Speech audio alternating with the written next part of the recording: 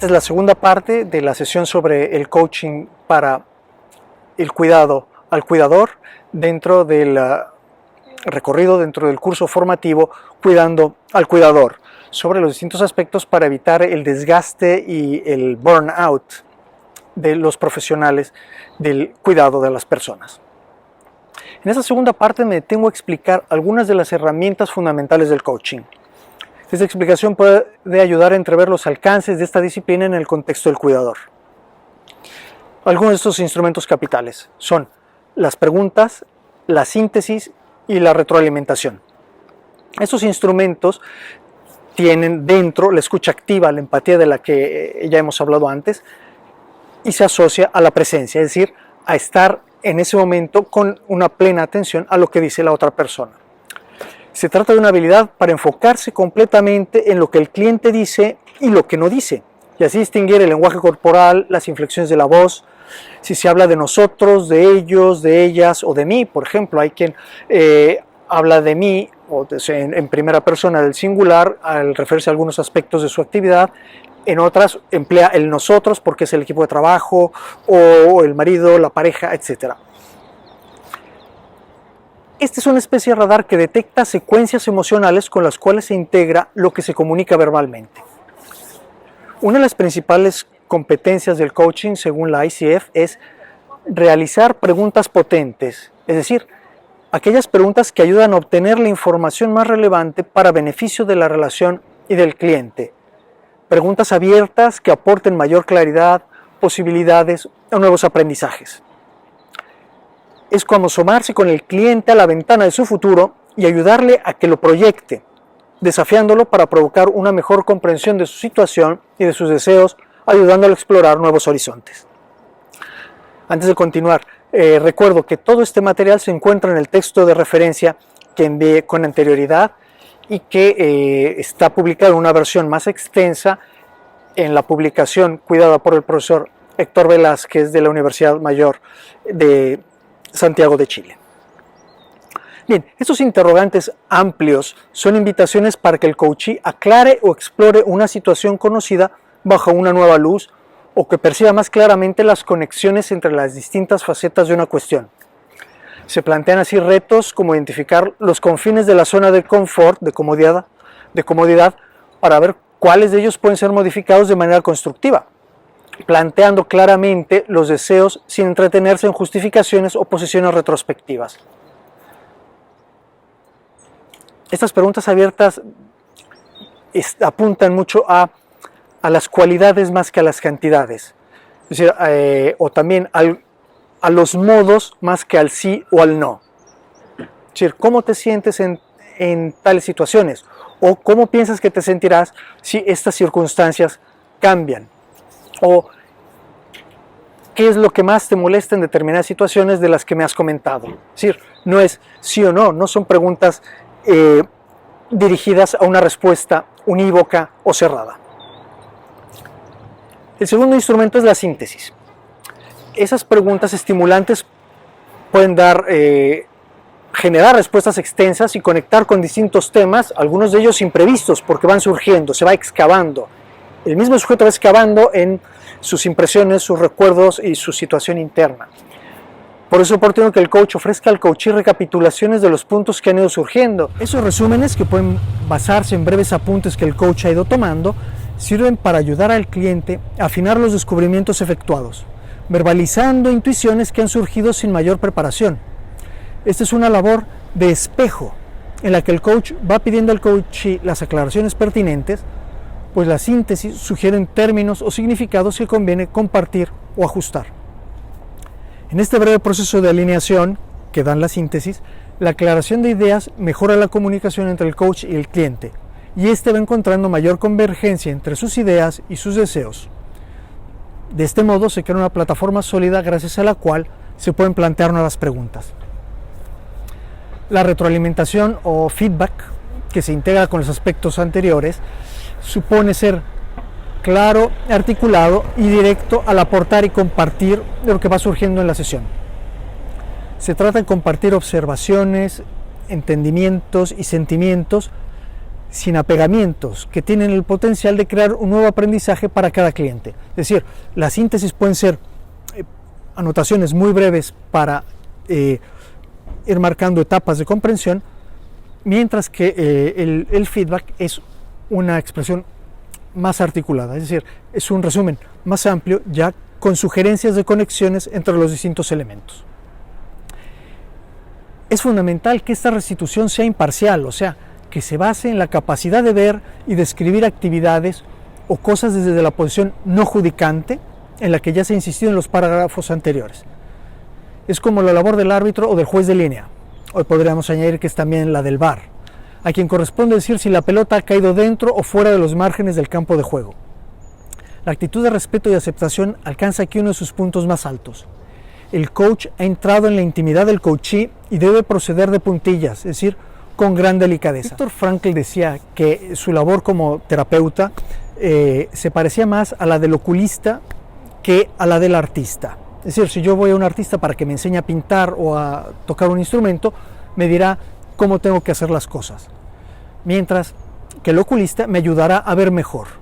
En este sentido, el coaching tiene esa función. O sea, todo lo que yo te doy es para que veas mejor, no para que te quedes con lo que yo digo. Es decir, todo lo que te pueda servir para enfocar mejor la mirada, para delinear mejor los objetos y los objetivos.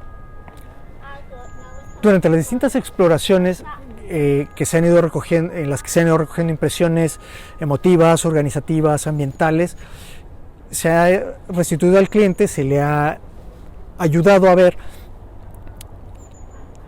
sin que eso comporte catalogarlas como buenas o malas, equivocadas o correctas, es decir, se le ayuda a sintetizar. Son ya una forma de feedback, la cual puede ampliarse y ofrecerse como un regalo. Oye, querría plantearte una observación si quieres. ¿Por qué? Como decía antes, ya estás entrando en la intimidad. No te voy a hacer un juicio, pero sí una observación. Por lo que me has ido diciendo sobre esto, esto y esto, y por los gestos que haces cuando mencionas a tu jefe o a otra persona, me parece que eso te irrita, eso te molesta. Por ejemplo, eso ya es tocar una fibra sensible de la otra persona. Como es obvio, tales observaciones son derivaciones directas de lo expresado por el coachee y no elucubraciones del coach.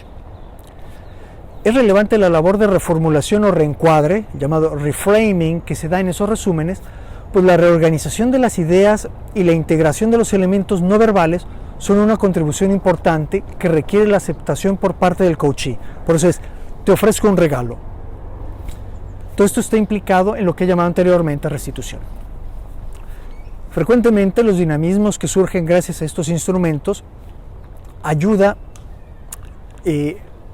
a crecer en la conciencia del origen de las expectativas del coachee, es decir, del peso que pueden tener en sus planes y en sus estados de ánimo las presiones del ambiente. En ocasiones es importante identificar los condicionamientos de una meta profesional. ¿En qué medida lo quieren los superiores, los papás, la esposa, el esposo, los hijos, los socios? En algunas ocasiones se descubre que se trata de expectativas que el coachee supone porque son las perspectivas normales o lo que todo el mundo espera, pero de los que nunca ha hablado con las personas implicadas. De este modo se pueden plantear sencillos programas de trabajo para esclarecer las dimensiones de esas influencias externas. Con esas herramientas el coach facilita el afinamiento de la relación del coachee con la realidad, tanto las cosas como su situación interna. Y gracias a esto se adquiere mayor conciencia del propio papel en cada contexto y se crece en sentido de responsabilidad. Me interesa subrayar que también es importante la distinción de responsabilidades, pues en numerosas ocasiones o actividades habituales abundan elementos que escapan al control de la persona, para quien es de importancia vital reconocer qué depende de ella y qué no. Pues así será más fácil distinguir lo que se puede hacer en una circunstancia y lo que no es planteable porque va más allá de sus posibilidades actuales. También será importante ver si el coachee quiere dar pasos para que eso que no es posible en este momento, porque no depende de ella o de él, pueda cambiar en el sentido positivo gracias a algún progreso que sí esté a su alcance promover en este momento. En cualquier caso, es importante hacer notar que todo el trabajo descrito supone una notable destreza en el uso de un arsenal de recursos que se asimilan paralelamente al crecimiento en la comprensión de los estados de ánimo que se van generando y que ayudan a identificar el tempo de cada quien para proponerle nuevos retos en el proceso. La orientación pragmática del coaching. Está claro que el coaching es una disciplina orientada a la acción. En este sentido se da especial relieve al establecimiento de objetivos, el llamado goal setting. Vale la pena citar por extenso un texto de Whitmore donde se ven con claridad las conexiones entre el conocimiento de las propias condiciones y la consistencia de los proyectos para satisfacer los deseos. John Neighbor, un joven nadador de éxito, quedó encandilado con la imagen de Mark Spitz, algunos como yo, algo nos acordamos de aquello, con las 7 medallas de oro obtenidas en los Juegos Olímpicos de 1972 en Múnich. John Neighbor se ilusionó con la idea de ganar la medalla de su especialidad en las Olimpiadas de Montreal 4 años después. Aunque él era el campeón nacional juvenil de dorso, estaba casi 5 segundos por detrás de la marca necesaria para ganar las Olimpiadas, lo cual en ese momento y en una especialidad tan corta era una enormidad. Decidió hacer posible lo imposible, dice Whitmore, imponiéndose una meta de rendimiento con la mira puesta en un posible nuevo récord mundial. Después dividió su déficit de 5 segundos entre el número de horas de entrenamiento disponibles en los siguientes 4 años. Descubrió así que su escala de mejora se reducía a un parpadeo por cada hora de entrenamiento y se sintió capaz de lograrlo si trabajaba con empeño e inteligencia, y así lo hizo. Había mejorado tanto para 1976 que fue nombrado capitán del equipo olímpico estadounidense de natación en Montreal y obtuvo la medalla de oro tanto en los 100 como en los 200 metros dorso, el primero de ellos imponiendo el récord mundial y en el segundo el récord olímpico. El coaching promueve una objetiva mirada prospectiva, es decir, la capacidad de fijar objetivos claros y programas de acción para obtenerlos. De nuevo, la estrategia se basa en invitar al coachee a plantearlos y en preguntarle qué pasos y qué plazos le parecen asequibles. ¿Cómo sabrás que lo has alcanzado? ¿Cómo lo evaluarías? ¿Qué efectos te esperas de su puesta en marcha? En todas las profesiones, especialmente en lo que se refiere a la organización del cuidado de la gente, esto es importante. Yo me acabo de topar con un caso de un cuidador muy competente que ha tenido que modificar sus horarios porque por la edad y porque estaba llevando un ritmo de trabajo muy exigente, se estaba jugando la salud del mismo. Por lo tanto, en un caso de ese tipo, si la persona quisiera, sería importante, los objetivos que tienes, mantener un dispensario médico en tu país de origen, mandando dinero con lo que ganas en Europa, etcétera. Es complejo, uno podría decir, es muy sencillo, corta el horario de trabajo, ponte límites, etcétera. Pero la persona tiene muchos deseos contemporáneamente y todos ellos buenos. Con lo que te dice el médico, con tus exigencias familiares, con tu salud, ¿qué te puedes plantear?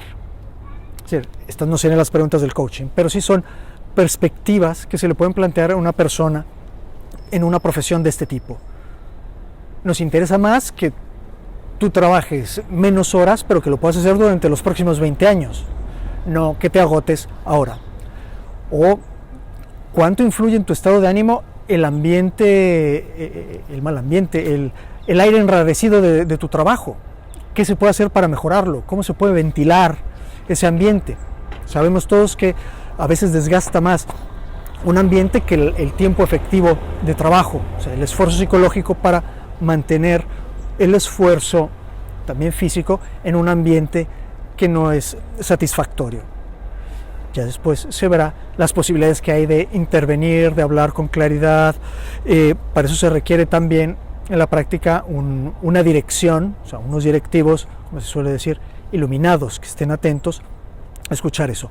En lo personal, el cuidador, ya sea el médico, el cuidador domiciliario, quien hace las visitas, etcétera, podría encontrar en el coaching herramientas muy importantes para reencauzar su actividad, moderarla, modularla, aprender cuándo es el momento de dejar ciertas actividades, aprender, por ejemplo, cuándo transmitirlas a gente más joven o más capaz o con una preparación distinta, cuándo incorporar nuevos elementos, cómo estar al día en las cuestiones técnicas de su profesión.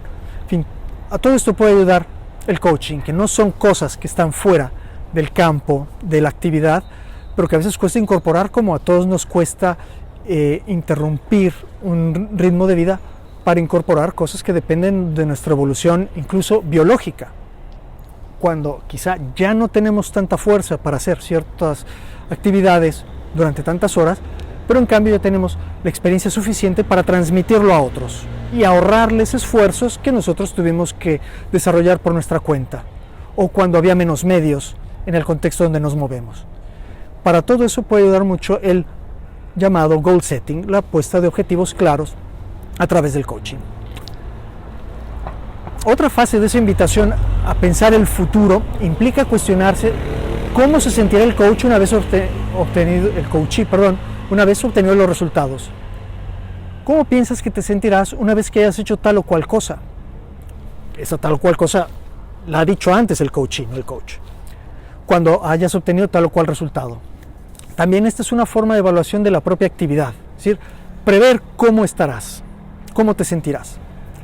Muy frecuentemente los objetivos involucran a otras personas y por tanto suelen formularse con naturalidad preguntas del tipo: ¿con quién cuentas para realizarlo? ¿Qué otras personas están implicadas y qué papel tienen?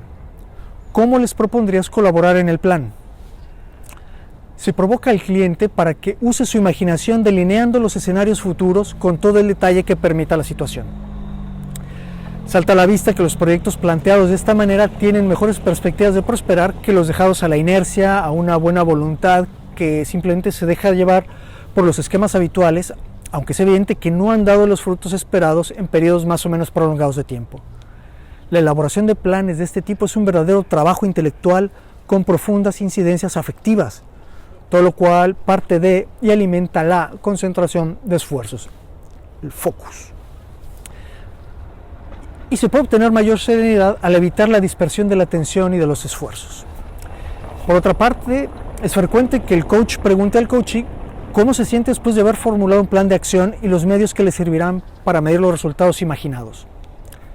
Es importante evaluar en ese momento los efectos positivos de la propuesta para hacer notar al cliente que hay un puente entre el bienestar actual en previsión de unos resultados concretos y lo que podrá ser una situación de bienestar superior al alcanzarlos. Quiero subrayar dos ideas que me parecen relevantes en esta fase de la explicación. La primera tiene que ver con el sentido de la responsabilidad, al que ya hice referencia anteriormente. La labor del coach facilita que la persona que le confía sus planes considere cada vez de manera más profunda su propio papel en el plan que quiere emprender. Puede decirse que el coachee sale al descubierto desde el principio con un reto personal. Así como el coach le ayuda a aclarar la proveniencia de las expectativas en sus programas personales, también le facilita distinguir en el momento de proyectar alternativas de acción lo que depende de él, sin empecinarse en la consideración de las posibles incomprensiones, carencias o defectos de los demás. Todo esto supone que el titular del programa resultante es el coachee, quien crece en la conciencia de su labor y en la capacidad de pechar con los riesgos que le supondrá. No se trata de prohibir que se piense en los límites de los demás, sino que de concentrarse en lo que depende de ella misma. La segunda idea que quiero glosar se resume como la armonización de la cabeza con el corazón. Realizar esta concordia forma parte de ese crecimiento que pasa por la puesta en discusión y reajuste promovidos por las preguntas potentes de las que hablábamos antes. Ese desarrollo se potencia por el alineamiento continuo entre lo que se piensa, lo que se desea, lo que se va viendo como realmente asequible, la consideración de las posibles consecuencias, etc. Se constata continuamente en el coaching cómo la persona va experimentando una cierta gratificación cada vez que va focalizando mejor sus planes. Esa satisfacción es ya una muestra de esa armonización entre lo que se desea y el plan de acción para alcanzarlo. Estos pequeños avances pueden ser una contribución poderosa en la formación de la personalidad a través de la promoción de actitudes constructivas cada vez más profundas. El papel de los pactos. Como ya se ha visto en distintos momentos, la relación que se establece en el coaching es contractual. Se llega a un acuerdo sobre la prestación de un servicio y se aclaran las condiciones de dicha prestación. Como es obvio, ese pacto se puede anular si los interesados ven que no conviene seguir adelante. En ese marco, como también lo he explicado, cada sesión tiene sus objetivos y estos se revisan al inicio de cada encuentro para garantizar el alineamiento del discurso con la consecución de objetivos parciales y del objetivo general. el acuerdo se va confirmando, modificando gradualmente. Esto puede ocurrir por el deseo del cliente, que en el tiempo ha mediado entre dos encuentros y considera que sus prioridades ahora son otras, tal vez por cambios no previstos. Análogamente, las distintas etapas de las sesiones, como la síntesis y la retroalimentación, se ofrecen y se aceptan o se rechazan. Esto supone establecer más pactos. Un caso límite en estas variaciones de los pactos, nos lo explicaba, es un especialista de coaching, porque una señora muy capaz que estaba planeando su jubilación y en el plan de jubilación estaba un viaje de un año entero con su marido después de años y años de trabajo, en una sesión ella estaba un poco rara y se dio cuenta que le daba vueltas al anillo de matrimonio y que no era tan reactiva como en otras ocasiones, y él se permitió decirle: oye, perdón, hoy te noto un poco desanimada y veo que le estás dando muchas vueltas a tu anillo. Entonces ella bajó las defensas y le dijo: bueno, es que mi marido murió hace unos días y entonces todos los planes, todas las prioridades cambian, ¿no? Entonces él dice: bueno, no es lo más ortodoxo y eso no está escrito en ninguna parte, pero mi primera reacción fue darle un abrazo a esta señora, ¿no? Quizá podría ser su madre, si era una persona madura, en fin. Para decir que efectivamente son pactos, pero no es un protocolo rígido, es decir, son acuerdos entre personas que pueden irse modificando dependiendo del desarrollo de la persona, que va descubriendo nuevos aspectos, que quizá va quemando etapas y por tanto un objetivo parcial ya fue alcanzado y quiere plantearse uno más ambicioso, etc. Por otro lado, las sesiones, cada sesión se cierra concordando los términos de la siguiente entrevista. Estas aclaraciones tienen mucho que ver con los principios fundamentales de la prestación de servicios no directiva, o sea, que continuamente se le ofrece al coachee la oportunidad de modificar el recorrido según sus exigencias. Incluso los regalos que se ofrecen a través de la retroalimentación requieren una apertura por parte del destinatario, que es siempre el protagonista y el primer responsable de todo el proyecto. La insistencia en los pactos o acuerdos se nota también en actividades que el coach puede ayudar a poner en marcha en los ambientes de trabajo.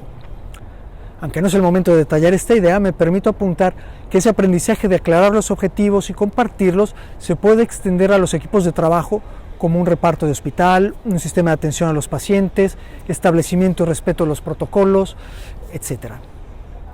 Otra práctica de sentido común que suele potenciarse a través del coaching es la de aprender a cultivar otras relaciones. Estos son los puntos, como ya mencioné, donde los profesionales de la salud desarrollan, por fuerza de cosas, una capacidad enorme de relacionarse con los demás y de comprender el estado de ánimo de las otras personas de manera intuitiva y eficaz. Simplemente llamo la atención sobre el hecho de que la mayoría de los retos profesionales o familiares son en sí mismos relaciones, y todo intento por mejorar la propia actuación en ellos influye en las demás esferas de la vida. Es frecuente que en las sesiones de coaching se vea la importancia de afrontar directamente el desarrollo de estos contactos en sentido positivo y la necesidad de encontrar el modo más conveniente de trabajar sobre cada uno de ellos. Uno de los retos más frecuentes tiene que ver con la capacidad de delegar, de distribuir la responsabilidad. En ocasiones, esta capacidad encuentra obstáculos en la inexperiencia y la timidez de quien tiene que mandar o coordinar, y en otras, en la falta de confianza de las personas. Esa falta de confianza puede tener distintos orígenes. Cuando alguien no ha podido elegir a sus colaboradores, es frecuente que los obstáculos se deban a la ignorancia de la situación y las capacidades de la otra persona, o a un defectuoso organigrama. Cuando uno sí ha podido escoger a sus colaboradores, las lagunas pueden estar asociadas a la falta de preparación de las personas escogidas, a no haberles dedicado el tiempo necesario para que aprendan a gestionar su papel, entre otras. Quizá una de las más frecuentes entre las personas capaces e inteligentes para pulir sea la del perfeccionismo, que se manifiesta en la falta de confianza en que las otras personas hagan las cosas tan bien como yo o como a mí me gusta. En todos estos casos, el coaching ayuda a explorar las causas de las propias actitudes y los medios para superar las menos provechosas. Un efecto colateral frecuente es, como decía al principio de este párrafo, el crecimiento de la relación a través del cual se facilita responsabilizar y delegar, asumiendo los límites y las cualidades de los colaboradores. Es decir, no limitarse a mandar un correo electrónico, que es la solución fácil, que no es solución. A la relación hay que dedicarle tiempo. En el coaching se puede aprender a medir la importancia de dedicar tiempo a esos aspectos de la relación que cuestan esfuerzo, pero que van desbloqueando y enriqueciendo la relación. Bien, asocio esta larga digresión a los pequeños contratos en que se basa el coaching, porque el reforzamiento de las relaciones es una base para transferir competencias y encargos, lo cual supone nuevos acuerdos en los cuales cada persona tiene más claro qué debe hacer. En teoría, estas bases se encuentran en los contratos y en las descripciones de funciones o competencias de los cargos en las organizaciones, pero la inserción real de una persona en esos contextos suele requerir un acompañamiento más o menos largo y estructurado. Es decir, no se puede ahorrar en la formación y en la incorporación de la gente. Digo dos cositas sobre las gratificaciones, porque he dicho en varios momentos que el proceso de coaching ofrece momentos gratificantes. Esas ocasiones de satisfacción están asociadas a la anticipación de resultados positivos a través de una identificación de objetivos y a la elaboración de planes para obtenerlos y parámetros para medirlos. El hecho de ver con mayor orden y claridad algunas situaciones complejas es ya un motivo de serenidad, así como lo es el identificar las causas de problemas más o menos importantes o de situaciones complicadas permanentes.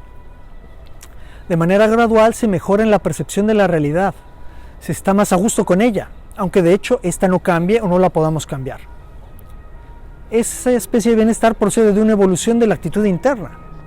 Es uno de los frutos de la disciplina que se va adquiriendo para mirar las situaciones con atención y objetividad, sin dejarse arrastrar por las emociones, los prejuicios, las llamadas racionalizaciones, que generalmente esconden una parte del problema y una parte mayor de los obstáculos generados por el sujeto mismo. Supongo que también para el coach es un motivo de satisfacción asistir al surgimiento de esos pequeños programas de acción alimentados por un optimismo donde las emociones y la razón interactúan armónicamente. Cada resolución y cada plan, por más que sigan patrones comunes, es un inédito en la historia de cada individuo que normalmente impacta en su entorno profesional o familiar. Por eso en el coaching también están previstos momentos celebrativos, y más todavía cuando se llega a un momento eureka, cuando el coachee se topa con un hallazgo relevante e inesperado que en cualquier caso es fruto de su esfuerzo. Algunas derivaciones de esta práctica de los acuerdos. Bien, he mencionado algunos ejemplos de las aplicaciones que puede tener el coaching en el mejoramiento de las relaciones de trabajo. No cabe duda que la escucha empática tiene un fuerte impacto en las relaciones. Ese impacto se basa en que acoger sin juzgar permite después plantear otras vías de desarrollo. Por ejemplo, la madre o el padre o el director de una zona de hospital no pierden autoridad ni tienen por qué dejar de cumplir su papel, incluso con energía, ejercitando una comunicación en la que realmente se quiere escuchar para comprender antes de imponer una ley o una ayuda no pedida. Una de las actitudes que pueden permear el comportamiento de los coachees es la capacidad de referirse a los hechos y ayudar a los demás a hacerlo. Se trata de contagiar la tendencia a describir las cosas tal como son y a llamarlas por su nombre. Se puede traducir de muchas maneras, como en la presentación de informes escritos u orales, en los que se evitan juicios generales y las ya mencionadas racionalizaciones, teorías. En filosofía somos especialistas en eso.